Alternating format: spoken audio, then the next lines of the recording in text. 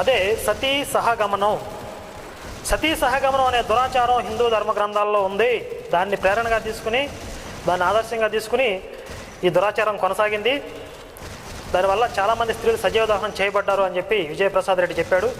ఇంతకుముందు కూడా ఇదే విధంగా బాల్య వివాహాలు అనే విషయం కూడా హిందూ ధర్మ గ్రంథాల్లో ఉంది అని చెప్తే దాన్ని ఖండిస్తూ వివరణ ఇచ్చాను. అయితే దీన్ని ఏమంటాడంటే, హిందూ ధర్మ గ్రంథాలలో బాల్య వివాహం గురించి ప్రస్తావన ఉంది అని చెప్పి మనుధర్మ శాస్త్రంలోంచి ఒక వాక్యం తీసి చూపించాడు. ఇంతకుముందు నేను చెప్పిన విషయం ఒక్కసారి జాగ్రత్తగా పరిశీలిస్తే మళ్ళీ ఈయన ఈ ప్రశ్న అడిగేవాడు కాదు. ఇంతకుముందు నేను చెప్పిన విషయం ఏంటంటే, పూర్వకాలంలో మన భారతీయ సాంప్రదాయంలో, భారతీయ సాహిత్యంలో ఎక్కడా కూడా బాల్య వివాహాలు జరగలేదు.